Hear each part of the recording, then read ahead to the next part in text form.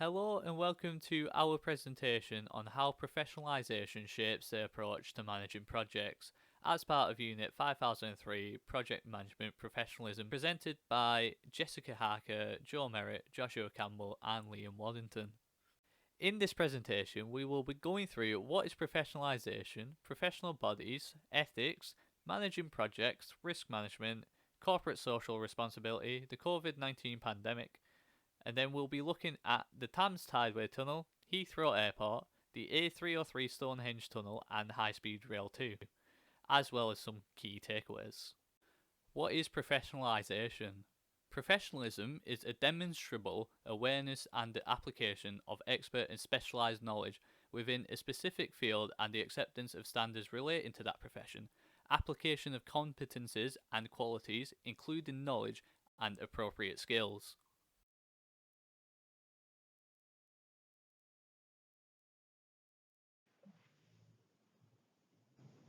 What is a professional body? According to Erout and Cole, a professional body is an organisation formally recognised by charter or statute as having jurisdiction over a profession or a section of a profession. This comprises of professional examinations and a minimum period of assessed professional practice.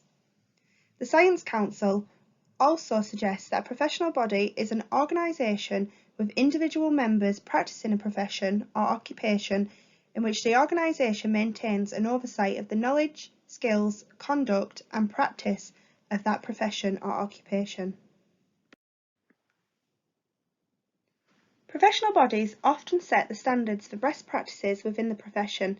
This makes them critical when policing standards of behaviour that are acceptable socially, economically and ethically.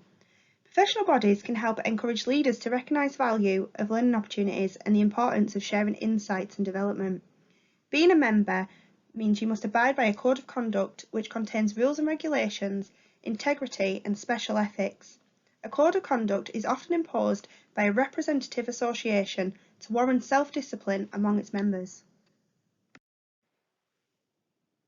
Professional bodies provide opportunities such as networking, jobs and work experience, news and updates, grants and funding, directory of members, mentoring and status. These all becoming a beneficial factor for anyone in the profession.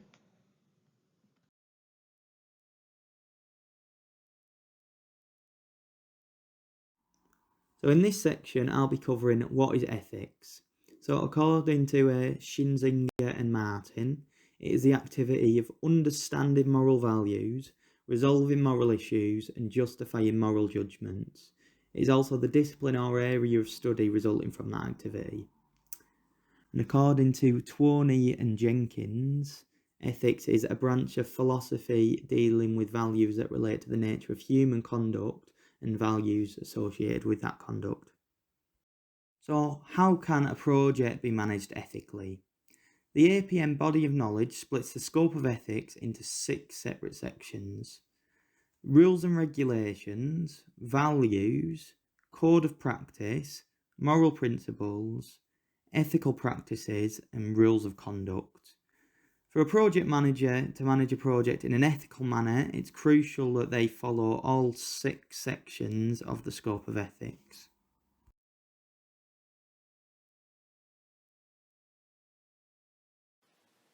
How a project is actually being managed is a big part of the role of a project manager and their day-to-day duties. So it's important to manage a project effectively. So the APM describes sort of the skills needed when managing projects, as project professionals must be equipped with excellent interpersonal skills such as communication, leadership and empowerment, good interpersonal skills, and not only enable professionalism in the workplace, they are a vital condition for project success. So that just sums up how important the actual day-to-day management of the projects are. So the key skills that need to be demonstrated when managing a project is the ability to communicate.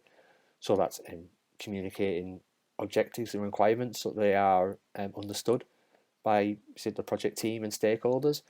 Sort of sharing the plans and the benefits of the work that's being done, to make sure sort of stakeholders are aligned, and to ensure that teams are motivated and that knowledge is embedded.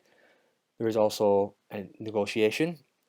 So this can be from agreeing the release of a functional expert to support the project, to negotiating large contracts with suppliers and anything in between. So good negotiation skills are really important to get the best out of the project also. And there is time management, such as sort of balancing what's most important with what is most urgent. So again, time management is a big part of making sure projects run on time, and prioritising the correct things or the correct aspects of a project. Also, leadership as well is a big part of managing projects. So that's ensuring a project manager leads by example, understands their stakeholders and project team, and shows empathy and makes the tough decisions. So does what's best for the project itself.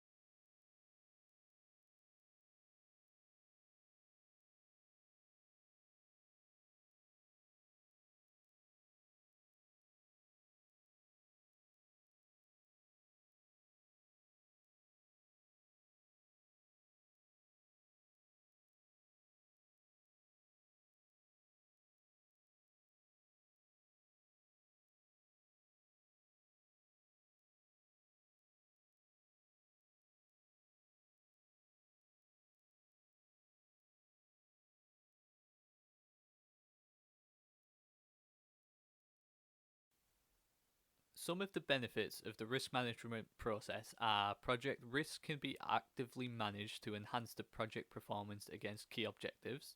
There's an independent view of the project which can help justify to decisions and enable more efficient and effective management of risks. There's increased understanding of the project which helps formulate more realistic plans. There's understanding of risks and their possible impacts that can be led to minimization efforts and better ways to handle them. There is knowledge of risks allowing for a contingency that reflects the risk which helps mitigate financially unsound projects. And there's information around historical risks which can assist in better future modelling.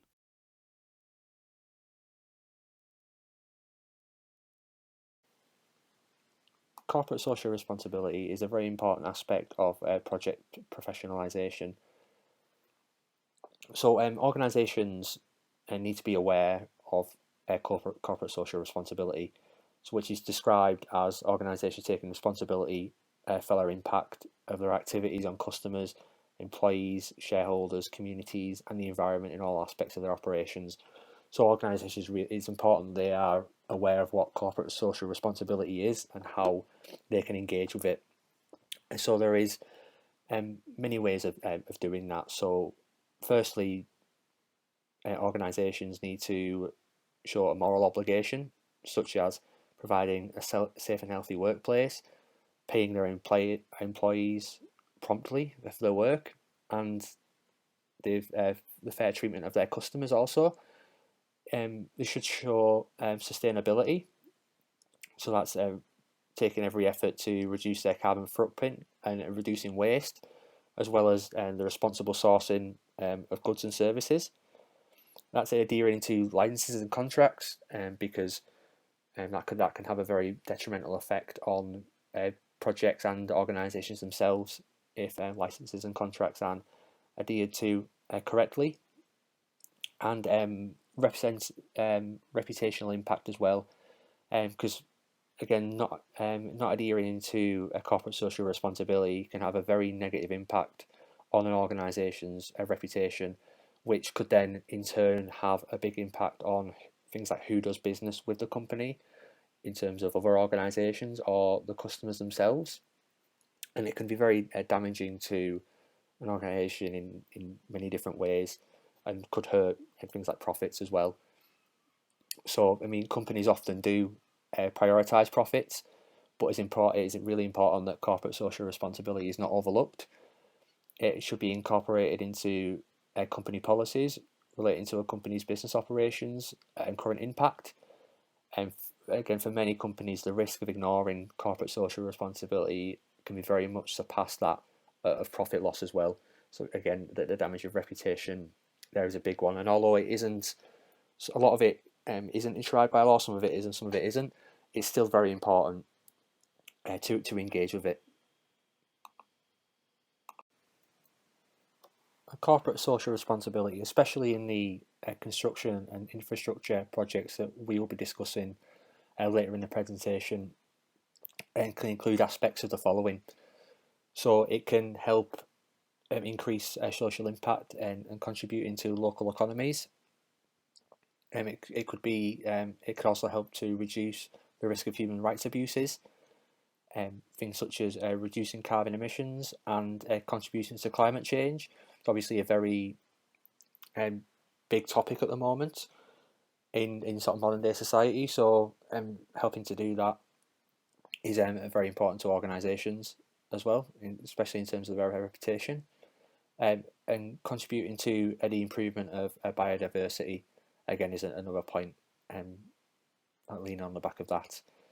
So it is important that a project manager identifies day-to-day operations and execution of a project, as project managers are instrumental in achieving strategic goals. So it is very important for project managers to be aware of corporate social responsibility, because it can have a big impact on the project itself and organisations.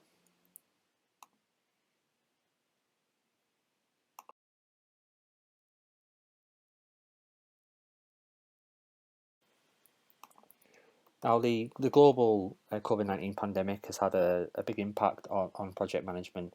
It's impacted almost every profession, but project management is no different. So Debbie Dorr, the chief executive of APM, has described project management during this time as, by its nature, effective project management involves assessing and responding to risk. So now more than ever, businesses and communities will be dependent on talented project professionals who can adapt to new circumstances in order to safeguard the benefits their projects are intended to deliver. So projects have had to sort of adapt very much so over the last few years. So there was research conducted by Census Wide on behalf of the APM at the start of 2020. So that was when the sort of pandemic first began. They found that from all the respondents, 63% had seen an impact on their primary projects. Now, there are many reasons why these projects were impacted. So this can be things such as they needed to review the project's goals. There was delays to the projects. Other impacts that were sort of cited included they need to review quality criteria of the project, and things like deadlines being missed on projects as well. Sort of for many reasons. So some of the reasons are sort of 44% said that travel restrictions for a cause of sort of these impacts, which again a lot of people were restricted from travelling around the country because of the pandemic. So that was a big reason. Now 39% of respondents stated illness as well. So obviously people getting ill from contracting the virus. That had a big impact on projects. 35% stated the cancellation of public gatherings as a cause. So that could be things like social distancing in offices and workplaces, having only a limited amount of people being able to work at a certain time would have a big impact on projects. And then 35% stated the disruption of the supply chain as a cause. So this could be sort of goods and services coming from across the country or from other countries such as in Europe or abroad. Just disrupting the supply chain completely and ensure that affecting projects as well. Because of the pandemic, many industries have been hit hard and are being challenged by many obstacles, such as contractual obligations, availability of resources, deliverables, health and safety measures, and project delays or cancellations. No, so because of the pandemic, owners of projects will need to evaluate contractual provisions, including project termination, notice requirements, change order requests, entitlement for time extensions, effect of refused time extensions, cost escalation, availability of resources, and health and safety measures. So again, it has had a big impact on the way projects are being managed and run. So the Royal Institute of Chartered Surveyors has said that the industry had to adapt to a new normal, but this should lead to a more effective project management structure, a greater ability to spot issues as they arise, greater contract flexibility to respond to changing conditions, and a more resilient supply chain. So although sort of project management has had to adapt very much over the last few years, it may have a positive impact on how projects are being managed in the future. Projects be managed.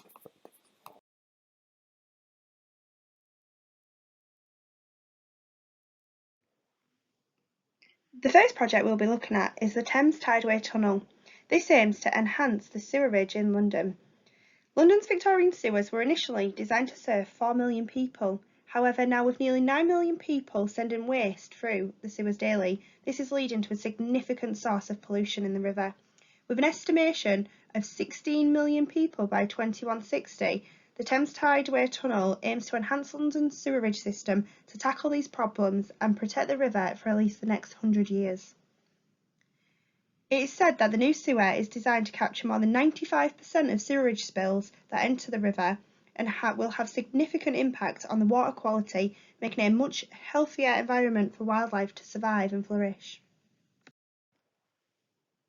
Throughout the planning stages of the project, Tideway upholds professionalisation in a various amount of ways. Tideway is owned by a consortium of investors. As construction management is a challenging and demanding profession, in order to successfully complete a project from the perspective of a client, they will need the assistance of many construction professionals to help them realise their objectives, particularly from a feasibility to completion of a project. Tideway employs more than 400 highly experienced professionals to deliver the project together with these investors. This ensures that all those involved in a project holds the relevant skills for project efficiency. Construction professional is someone who has a career in construction-related discipline. They will normally have achieved certain educational and training qualifications, which provide them with the knowledge, expertise, and skills necessary to carry out the role effectively. They may also be a member of a professional institution, such as the Institution of Civil Engineers or the Chartered Institute of Building. Tideway actively uses individuals trained to spot unconscious bias in project processes. In an environment with constantly changing technical and statutory requirements, project managers must keep up to date to ensure their work remains compliant. At the same time, best practice within the project profession doesn't stand still either. Project disciplines are continually evolving. Next, we will be looking into whether the project complies with elements of professionalisation while managing the project. We will be looking at ethics. Does the project demonstrate ethical behaviour? CSR. What are the corporate doing to ensure successful project delivery? Professional bodies. Is there any specific accreditation or professional body requirements within the project? And risk management. Does the project manage risk effectively? Tideway has joined other key players in construction by signing up to an innovative digital scheme aiming to help plug the industry's skills gap. This is called Skills Planner. Skills Planner is an online platform inviting employers, skills providers and other stakeholders to share information on their workforces, to identify current and future employment needs and skill shortages. Skills Planner was awarded £827,000 worth of development funding from the Innovative UK, which is the UK's innovation agency and is designed to be an initiative of Ethos VO, a growing network of social entrepreneurs who find innovative and sustainable solutions to complex projects. Those that operate mainly in construction industry consist of the list below. These are often included in the initial stages of the project. Tideway is committed to providing the assurance to stakeholders, shareholders and interested parties that the project will be delivered successfully in accordance with the project scope, timescale, cost and quality. all whilst providing assurance that the legal requirements, obligations and commitments made in the principal agreements, licence agreement and development consent order will be compliant.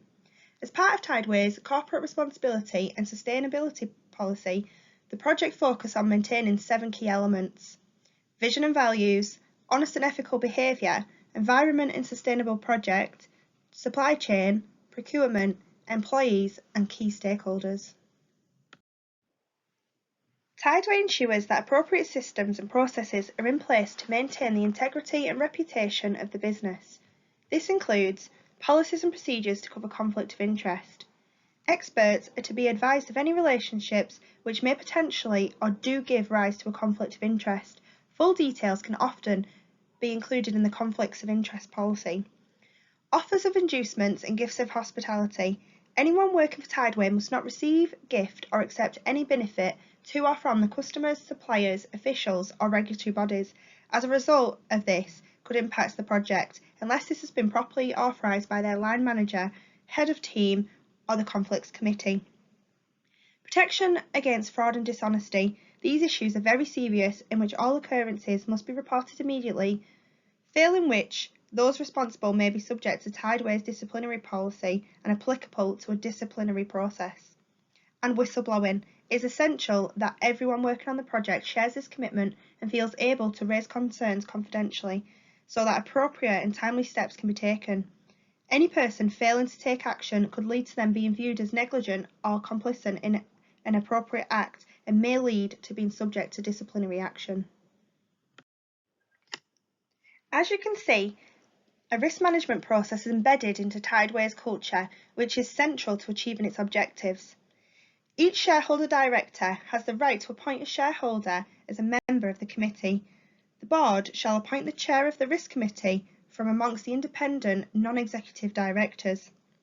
The committee's responsibilities are to oversee the development, implementation, revisions and maintenance of the company's overall risk management framework. The committee ensures that these adhere to the risk policy, appetite and strategy to ensure that they are in line with emerging regulatory, corporate governance and industry best practice. It is no surprise that COVID-19 has had a huge impact on projects within a working environment. Tideway continues to manage the risks from the COVID-19 pandemic and have maintained many of the control measures previously implemented in accordance with the Construction Leadership Council site operating procedures. In the context of a world characterised by volatility, with the COVID-19 pandemic a prime example, project professionals will need to develop resilience and agility to adapt and deliver projects even in times of crisis. With the essential work to build the Thames Tideway Tunnel continued, rigorous processes and procedures were implemented to minimise the risk of infection to staff and the wider community. This included measures such as staggered start and finish times, including welfare breaks and site briefings to minimise numbers of people together. One-way systems across site and bubble systems were created, and following the hands, face and space regime was implemented to ensure hygiene was maintained. Implementing all guidance from the Construction Leadership Council and Public Health England was priority for Tideway. I will be discussing the Heathrow Airport project. So Heathrow's plans for the expansion at the airport for a third runway to the northwest of the existing two, which is currently supported by government policy through the airport's national policy statement. Now, expansion at the airport would create tens of thousands of jobs and billions in economic benefits to the UK. The rationale behind the project is as follows. So there's plans for a new terminal building. There is plans for the creation of a new public transport interchanging points and the consolidation of parking facilities. So surface access capacity, so additional service access to the airport, taking advantage of planned future railway upgrades in the area. So there's significant community compensation schemes and impact mitigation measures, and additional flights. So under the initial plans, the capacity for an additional 260,000 flights per year would be created, so improving revenue for Heathrow Airport. the Heathrow Airport project was drastically affected by the COVID-19 pandemic. Now, the airport results for the year ending 31st December 2021 show that passenger numbers fell to 19.4 million, the lowest since 1972, and it recorded losses of 1.8 billion. So this was due to the recent COVID-19 pandemic, which affected travel across the globe as restrictions were enforced on international travel. Because of this, the project came to sort of a grinding halt at that time. Now, there are also many questions, especially related to project professionalism, whether it was ethical to build the expansion of Heathrow Airport. So, local and environmental groups have argued that a new runway would mean unacceptable levels of noise and pollution, as well as adding to the UK's carbon emissions for its increased number of flights. Now, it stated as well, the proposal also makes a mockery of the government's 2050 carbon neutral strategy. That's according to the Green Party MP Caroline Lucas. So because of the increased flight numbers, it would basically have a very detrimental effect on that carbon neutral strategy. So Rupert Hugh, the Labour MP for the neighbouring Ealing Central and Acton, has labelled the plan completely nuts, saying Heathrow is the biggest emitter of carbon dioxide in Europe. So for external stakeholders are very much looking badly on this project because of many different reasons, but mostly because they don't see it as ethical and don't feel like they're showing a relevant corporate social responsibility. The Heathrow Airport expansion project needs to use project professionalism in many different ways. I mean, looking at risk management, risk needs to be managed effectively as the project could start to go over budget and behind schedule. Especially we've seen something like a similar project with HS2, sort of train system where the budget and sort of schedule have started to sort of go out of control and start to go over budget and over its schedule. So that's something that definitely needs to be looked at.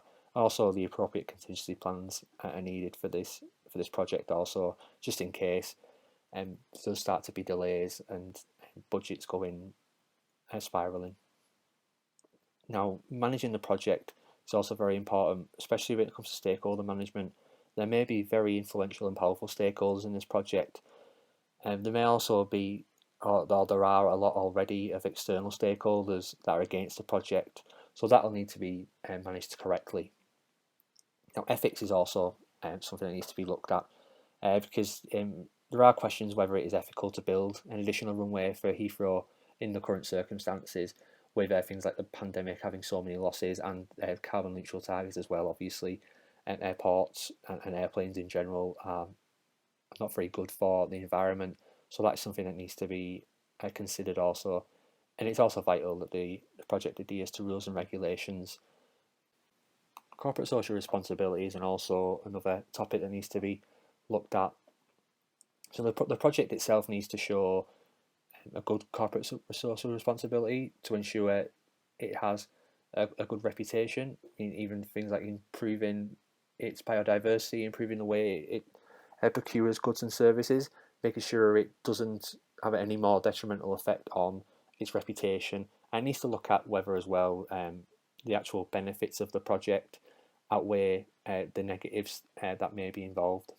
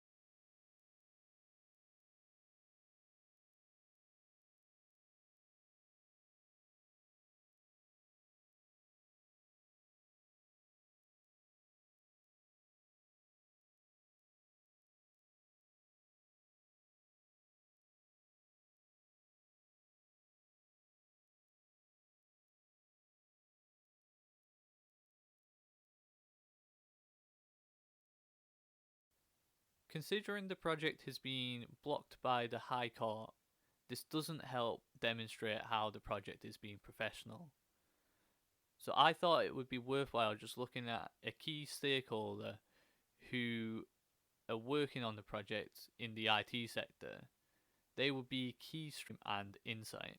Ian Mortimer, the head of the public sector at Insight UK, states that at Insight we are committed to helping our public sector clients build organisational resilience through our extensive expertise and considerable network of partners. A few ways Keystream and Insight are maintaining professionalism are by having EDI champions. The role of these champions is to actively promote awareness of equality, diversity and inclusion issues and to enhance and embed equality, diversity and inclusion across the business. They also support being collaborative and supportive, which helps deliver the best service through teamwork, being ambitious and innovative, which helps drive continuous improvement and embracing change, principled and transparent, which is always acting with integrity, and inclusive and empowering, so respecting authenticity and inspiring confidence. Other ways that Keystream and Insights are maintaining professionalism are through frameworks and accreditations, such as the Crown Commercial Supplier, or the RM6160, which is an approved framework for the NHS trusts to compliantly source non-clinical temporary staff. There's also G-Cloud 12, or the RM1557, which is another framework where supplier cloud-based solutions are made available through a front-end catalogue called the Digital Market. There's also the Digital Market, which is an online platform for both sellers and buyers. There is Total Workforce Solutions, which provides a centralized view and model for obtaining necessary talent across an organization. There's ISO 9001 accredited, which is an international standard that specifies requirements for a quality management system. There's Cyber Essentials, which is a foundation level certification designed to provide a statement of the basic controls your organization should have in place to mitigate the risk from common cyber threats. There's also REC Members, which is a professional body for the UK recruitment industry and champions high standards of recruitment practice. There's also Safer Jobs, which provides safety for employees over scams and unfair working practices. So in this section, I'll be covering how professionalism can help shape the management of a project in the context of HS2. So what is HS2? It's a project which plans to bring a new high-speed railway to the British transport network, connecting London and Birmingham with cities throughout the north of England and Scotland. It's the largest infrastructure project in Europe and initially had a budget of 55.7 billion in 2015 money. So what are some of the benefits of the project? So it will look to create new jobs and skilled workers through apprenticeships. It'll increase the capacity of the railway network in the country and improves connectivity between different cities in England, particularly between the north and the south. It aims to reduce carbon emission, going for the government's targets of getting a net zero economy, and it will be a catalyst for economic growth, again through connectivity. So how must project professionalism be used in a project such as HS2? So there's 4 key areas to look at for this, first of which is risk management. So you've got to determine how effectively a risk is managed and if there's a clear plan in place for how to deal with different risks.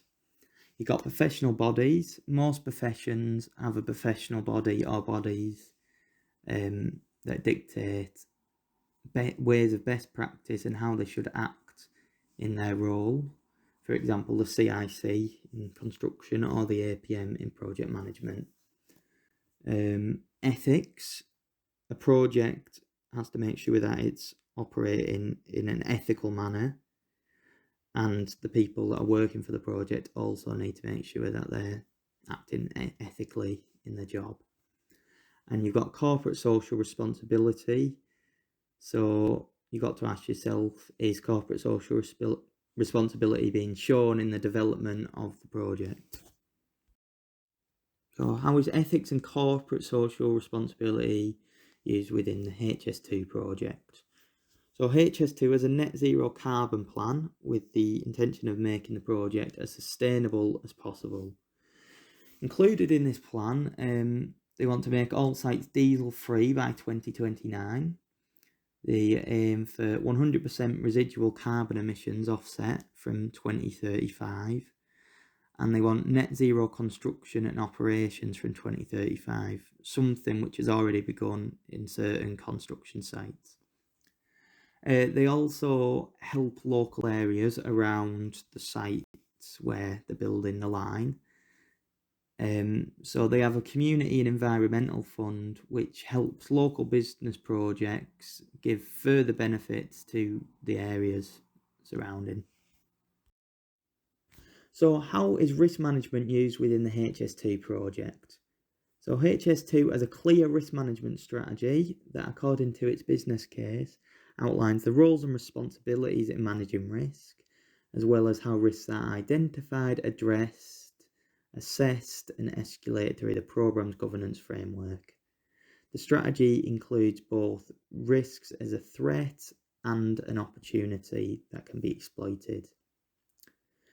So HS2 has some quite big issues that have arisen over the last couple of years, suggesting that potentially the risk management process isn't as robust as would have been expected when the project was initially approved. Some of the examples of where issues have arisen are the budget increased drastically from 55.7 billion in 2015 to between 72 and 98 billion in 2019. Certain routes on the initial plan are now getting scrapped to save some money, and there's potential delays to the finish date of the project. The key takeaways from this presentation are, so the first one is that projects need to utilise professional bodies and understand the standards set. Another one is to demonstrate ethical behaviour throughout the project. Another is to utilise good communication and negotiation skills alongside leadership and time management. Another thing projects need to do is to minimise uncertainty on the project by having appropriate control over the events of the project. Now, another one is apply corporate social responsibility in all aspects of operations. And the final one is to realise the benefits through the life cycle of the project. Now, if these 6 points are included in a project plan and they use project professionalism correctly, we believe that the projects will be in a much better position to succeed. To conclude our presentation, we want you to resonate with a quote said by Stephen Pressfield. The professional has learnt that success, like happiness, comes as a byproduct of work.